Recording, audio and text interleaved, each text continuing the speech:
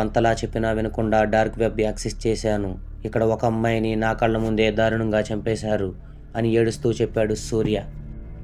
మధుకి దెబ్బకి నిద్రమత్తు మొత్తం వదిలేసినట్లు బుర్ర బ్లాంక్ అయిపోయింది. తాను కూడా ఎమోషనల్ అయితే సూర్య బాగా భయపడిపోతాడని, అస్సలే ఒక్కడే ఉన్నాడని తన్ను తాను తమాయించుకొని సూర్యతో చెప్తాడు. సరే, ఇప్పుడు ఎక్కడ ఉన్నావు? రూమ్లో ఉండాలి అంటే భయం వేసి బయటకు వచ్చేశానురా, ఏడుస్తూనే చెప్పాడు సూర్య. ఓకే, ఏం కంగారు పడకు, ముందు ఆ ఏడుపు ఆపు. రూమ్కి వెళ్ళి సిస్టమ్కి ఉన్న వైర్లు అన్నీ పీకేయి, తలుపులు లాక్ చేసి పడుకో. నేను మార్నింగ్ బయలుదేరి వచ్చేస్తా అన్నాడు మధు. సరే అని రూమ్కి వెళ్ళి సిస్టమ్ షట్ డౌన్ చేశాడు సూర్య. కానీ పడుకుందామని ఎంత ప్రయత్నించినా కుదరలేదు. ఆ అమ్మాయి అరుపులు మెడ తిప్పేయడమే గుర్తుకొస్తుంది. ఇంకా చేసేదేమీ లేక అలా మధు గురించి ఎదురు చూస్తూ కూర్చున్నాడు. మధు రూమ్కి వచ్చేసరికి